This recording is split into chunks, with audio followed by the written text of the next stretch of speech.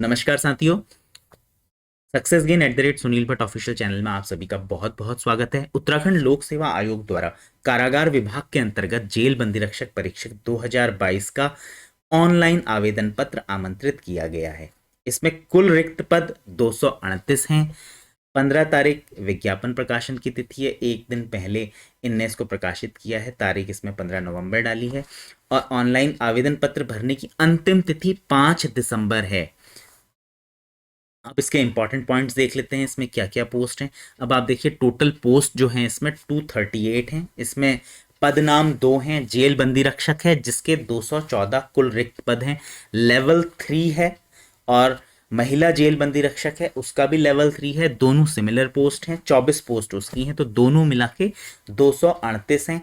इसमें 37 आरक्षण दिया गया है स्वतंत्रता संग्राम सेनानियों के आश्रितों को, जैसे हर वैकेंसी में दिया जाता है। तो जो हैं 2 पोस्ट उनके लिए रखी गई हैं। पूर्व सैनिकों के लिए 9 पोस्ट हैं और जो राजकीय गृह में जो निवासरत अनाथ बच्चे हैं उनके लिए भी इसमें 9 पोस्ट का प्रोविजन रखा गया है। अब इसमें इंपॉर्टेंट नोट करने वाली चीज़ यह है कि जेल बंदी रक्षक पद हेतु केवल पुरुष अभ्यर्थी पात्र होंगे, इसको महिलाएं नहीं भर सकती। और महिला जेल बंदी रक्षक पद हेतु महिला अभ्यर्थिनी ही पात्र होंगी। अब जो जेल बंदी रक्षक पद है उसके लिए अनिवार्य अर्हता है इंटरमीडिएट पास होना चाहिए और हिंदी का कार्यकारी ज्ञान होना चाहिए। देवनागरी लिपि मतलब लिपि की बात कर रहे हैं तो लिखने का ज्ञान होना चाहिए, पढ़ने का ज्ञान होना चाहिए। इतना होना चाहिए कि वो हिंदी में कार्य कर सके किसी ऑफिस में। अधिमानी अर्हता एडिशनल जो क्वालिफिकेशन है वो होनी चाहिए कि कम से कम 2 साल तक की अवधि की सेवा की हो टेरिटोरियल आर्मी में, प्रादेशिक सेना में। 2 से कम नहीं होनी चाहिए। यदि आपने 2 साल की सेवा या 2 से ज़्यादा की सेवा की है तो आपकी वो अधिमानी अर्हता मानी जाएगी, नहीं तो नहीं। और दूसरा ये है कि यदि आपके पास एनसीसी का बी सर्टिफिकेट है तो भी वो आपकी अधिमानी अर्हता मानी जाएगी, एडिशनल क्वालिफिकेशन मानी जाएगी और आपको उसका फायदा मिलेगा। इसमें चरण है शारीरिक मापदंड का। शारीरिक मापदंड में सबसे जरूरी क्या है, यदि सामान्य और पिछड़ी तथा अनुसूचित जाति के अभ्यर्थियों के लिए जो है हाइट कितनी होनी चाहिए, 165 सेंटीमीटर मिनिमम होनी चाहिए। और जो पहाड़ी क्षेत्र में रहने वाले हैं उन अभ्यर्थियों के लिए कितनी होनी चाहिए, 160 सेंटीमीटर होनी चाहिए। और इसमें ओबीसी के लिए भी हाइट में थोड़ा रिलैक्सेशन है। अनुसूचित जनजाति के अभ्यर्थियों के लिए जो न्यूनतम ऊंचाई रखी हुई है वो है 157.5 157.5 सेंटीमीटर। उसके अलावा किसी भी कैटेगरी का कैंडिडेट हो उसकी मिनिमम जो वेट है वो 55 किलोग्राम होना चाहिए। चेस्ट का मेजरमेंट दिया हुआ है। सीने की जो माप है वो सामान्य और पिछड़ी जाति के अभ्यर्थियों के लिए बिना फुलाए 78.8 है, फुलाने के बाद 83.8 है। जबकि पर्वतीय क्षेत्र में रहने वाले लोग उसके अलावा अनुसूचित जाति और जनजाति के अभ्यर्थियों के लिए बिना फुलाए 76.3 एवं फुलाने के बाद 81.3 सेंटीमीटर होनी चाहिए। इसमें आई साइट एक बहुत इंपॉर्टेंट पैरामीटर है। आपकी बिना चश्मे के जो आई साइट है वो 6/6 होनी चाहिए और आपको ये है मेडिकली बिल्कुल फिट होना चाहिए। कोई आप में भैंगापन, वर्णांधता, ये सारी चीज़ें, विकलांगता नहीं होनी चाहिए। ऐसी कोई भी कमी नहीं होनी चाहिए कि जो आपको अपनी ड्यूटी करने में बाधा पैदा करता हो। यदि ऐसा कुछ भी है तो आपको अयोग्य माना जाएगा। आपको किसी भी शारीरिक दोष से मुक्त होना चाहिए। अब इसमें शारीरिक आपका ये मापदंड पूरे होने के बाद जो अगली चीज़ है वो है शारीरिक दक्षता। और शारीरिक दक्षता में इनने बहुत क्लियरली मेंशन किया हुआ है कि इसमें 100 नंबर का शारीरिक दक्षता का ये जो है ये पूर्णांक होगा, जिसमें हर अभ्यर्थी को अगले चरण में जाने के लिए, अगला चरण क्या है, ऑब्जेक्टिव एग्जामिनेशन, अगले चरण में जाने के लिए 50% अंक मिनिमम होने चाहिए। अब जैसे बंदी रक्षक के लिए इनने ये 5 आइटम रखे हुए हैं, 5 चीज़ें बनाई हुई हैं जिनके मार्क्स दिए हुए हैं। जिसमें सबसे पहला है वो क्रिकेट बॉल थ्रू है, जो जिसका मैक्सिमम जो पूर्णांक है, जिसमें जो मैक्सिमम नंबर इसमें मिल सकते हैं वो 20 नंबर है। कोई कैंडिडेट अगर 70 मीटर या उससे ज़्यादा दूर तक बॉल को थ्रो करता है तो उसको 20 नंबर मिलेंगे। और कोई व्यक्ति अगर 50 मीटर तक फेंक पाता है तो उसको 10 मिलेंगे। तो उसको मिनिमम 50 तो फेंकना है। इसके अलावा अगला इसमें है अगर लंबी कूद, इसका भी जो टोटल है वो 20 मार्क्स है। यदि कोई कैंडिडेट 18 फीट या 18 फीट से ज़्यादा कूदता है तो 20 नंबर मिलते हैं। मिनिमम 13 फीट कूदना है, नहीं तो अनफिट हो जाएगा। 13 फीट के 10 मार्क्स हैं। अब चिनिंग अप है। चिनिंग अप मतलब बीम खींचना है, जिसमें आप अपनी चिन को बीम तक लेके जाते हैं। तो यदि आप 10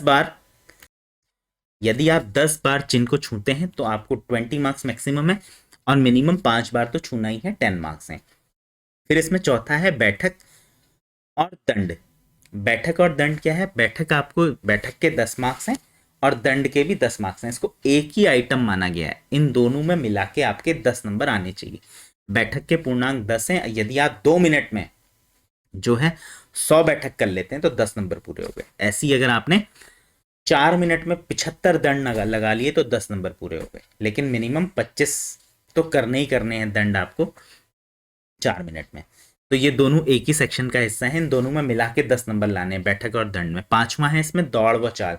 दौड़ कितनी है, दौड़ के मैक्सिमम मार्क्स हैं 20, है कितनी दौड़, 3 किलोमीटर। कोई भी कैंडिडेट या व्यक्ति 10 मिनट या 10 मिनट से कम में 3 किलोमीटर की दौड़ पूरी करता है तो उसको 20 नंबर मिलते हैं, और मिनिमम उसको 20 मिनट में उसको 20 मिनट में जो है तो 3 किलोमीटर करना ही करना है, 10 मार्क्स उसको मिलेंगे। तो इसमें ओवरऑल जो है आपको 50 मार्क्स तो लाने ही है, तभी आप लिखित परीक्षा के लिए आगे वाले चरण में पास होते हैं।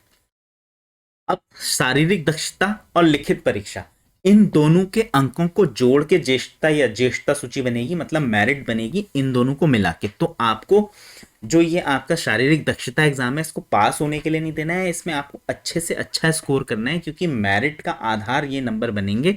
तो आपको शारीरिक दक्षता में भी अच्छे से अच्छा प्रदर्शन करना है, जो कि आपके नंबर अच्छे आ सकें। फिर जो अगली पोस्ट, इसमें जो ये पदनाम था महिला जेल बंदी रक्षक का था। महिला जेल बंदी रक्षक में भी जो शैक्षिक अर्हता है वो बिल्कुल बंदी रक्षक के समान इंटरमीडिएट या उसके समकक्ष है। इसमें भी हिंदी का ज्ञान लिखने का पढ़ने का होना चाहिए, कार्यकारी ज्ञान होना चाहिए, मतलब ऑफिस में कोई इंसान कार्य कर सके इतनी हिंदी उसे आनी चाहिए। अधिमानी अर्हता एडिशनल जो क्वालिफिकेशन है इसमें भी सेम वही है, आपने प्रादेशिक सेना मतलब टेरिटोरियल आर्मी में कम 2 साल या 2 साल से अधिक अवधि की सेवा दी हो तो आप इसको एडिशनल इन्फॉर्मेशन की तरफ टिक कर सकते हैं फॉर्म में। दूसरा, आपके पास भी एनसीसी का बी ग्रेड बी सर्टिफिकेट हो तो भी ये आपकी एडिशनल क्वालिफिकेशन मानी जाएगी। अब इसमें जो शारीरिक मापदंड है वो इस प्रकार है। सामान्य व पिछड़ी जाति की जो अभ्यर्थिनियां हैं उनकी मिनिमम हाइट 152 सेंटीमीटर होनी चाहिए। अब जबकि पर्वतीय क्षेत्र, अनुसूचित जाति और अनुसूचित जनजाति की जो अभ्यर्थिनियां हैं, जो महिलाएं हैं, उनके लिए जो हाइट है वो 147 सेंटीमीटर होनी चाहिए। तो इसमें 5 सेंटीमीटर का रिलैक्सेशन है पर्वतीय क्षेत्र में रहने वाली अभ्यर्थिनियों के लिए, अनुसूचित जाति और जनजाति की अभ्यर्थिनियों के लिए। जबकि सामान्य के लिए ऊंचाई कितनी होनी चाहिए, मिनिमम 152 सेंटीमीटर ये होना ही चाहिए, और रिलैक्सेशन देने के बाद जो है 147 है। आई साइड का पैरामीटर बिल्कुल सेम है, बिना चश्मे के दोनों आंखें 6/6 होनी चाहिए। किसी भी प्रकार का भैंगापन या कोई भी कमी, आपका सपाट पैर, वेरिकोज वेन, हकलाना, ये सब नहीं होना चाहिए। ऐसी कोई भी विकृति नहीं होनी चाहिए जो ड्यूटी करने में महिला बंदी रक्षक को कोई बाधा उत्पन्न करती हो। सभी अभ्यर्थिनियों को, कैंडिडेट्स को शारीरिक दोष से मुक्त होना चाहिए। यदि कोई भी किसी भी शारीरिक रोग से, किसी भी दोष से युक्त है तो किसी भी रोग से युक्त है तो उसको अयोग्य माना जाएगा इस पोस्ट को, इस पोस्ट के लिए।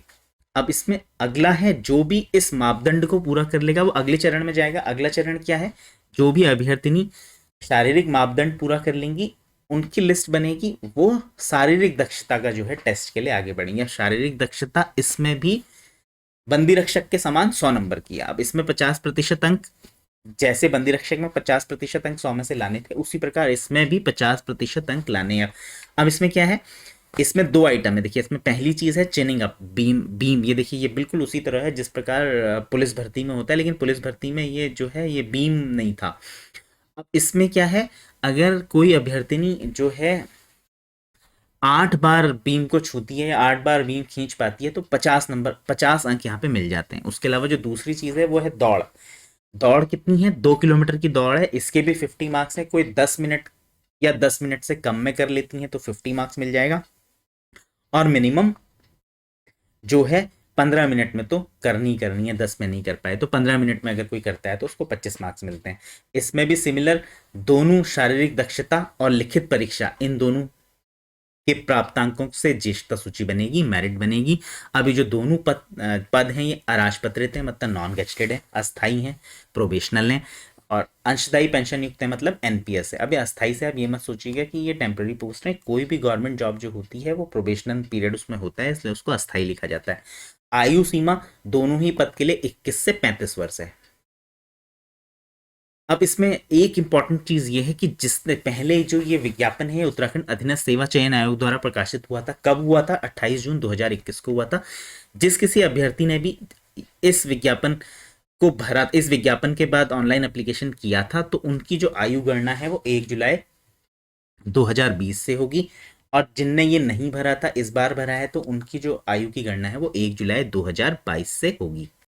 अब बात करते हैं आयु सीमा में छूट। जो अधिकतम आयु सीमा में छूट है वो 5 साल की होगी। सभी वर्गों के लिए जो नियम है, शासनादेश जारी हुए हैं समय समय पे, उनके आधार पे 5 वर्ष तक की छूट अनुमन्य होगी।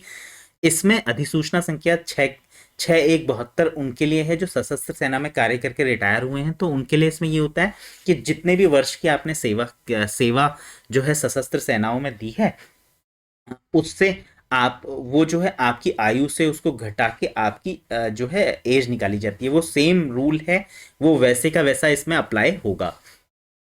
अब इसमें अगला इंपॉर्टेंट फैक्टर है आपका आरक्षण का हमने आपको बता ही दिया। अनुसूचित जाति, जनजाति, पिछड़े वर्ग, इन सब के आरक्षण इसमें है। ईडब्ल्यूएस का आरक्षण इसमें है। आश्रित अनाथ बच्चों का आरक्षण इसमें है। वो सारी सीट्स हमने आपको शुरू में ही बता दी, वो कितनी है, वो अलग अलग परिशिष्ट में आपको दिखेंगी। आपको जो इंपॉर्टेंट इन्फॉर्मेशन थी वो हमने बता दी। इसके अलावा जो इसमें अनिवार्य और वांछनीय अर्हता है जो आपकी होनी ही चाहिए, वो ये है कि आप जो है आपने 10th या 12th की जो आपकी वो है एग्जामिनेशन है, आपने उत्तराखंड राज्य से दिए हों।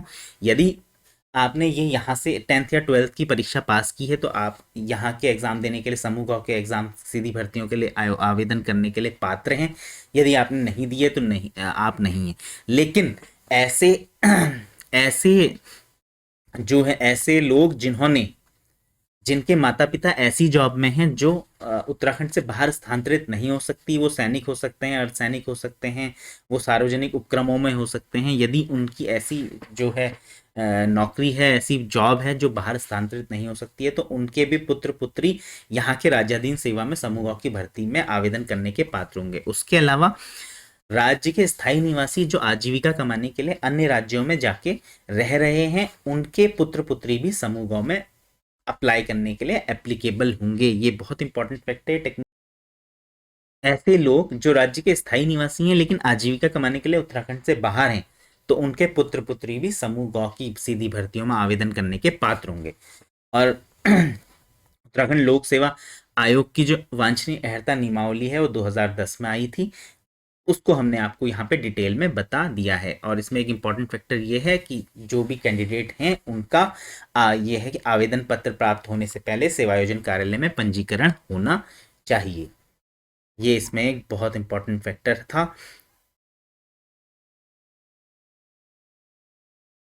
और एक चीज़ इसमें आप नोटिस कीजिएगा या आप बहुत ध्यान दीजिएगा, जब आप फाइनल सबमिशन से पहले आपको यदि किसी का रिजर्वेशन, कोई रिजर्वेशन कैटेगरी है, तो वो उसको बहुत देख के भरे, क्योंकि इसमें एक बार आपने फॉर्म सबमिट कर दिया तो उसके बाद उसमें चेंज करने का कोई ऑप्शन नहीं है। और यदि आपने कुछ अपूर्ण जानकारी दी है या गलत जानकारी दी है, आपके पास वो सर्टिफिकेट नहीं है, जो आपने टिक कर दिया है वो आपको अयोग्य घोषित कर देगा और आप ये सुनहरा मौका खो देंगे। अगले वीडियो में हम आपको इस फॉर्म को फिल करके दिखाएंगे। आप इसको फिल करना एक बार देखिए, बहुत अच्छे से चेक करने के बाद, पूरे नोटिफिकेशन को पढ़ने के बाद अपना अप्लाई करना है। इसमें कोई गलती नहीं करनी है। God bless you all. मिलते हैं आपसे अगले वीडियो में। धन्यवाद।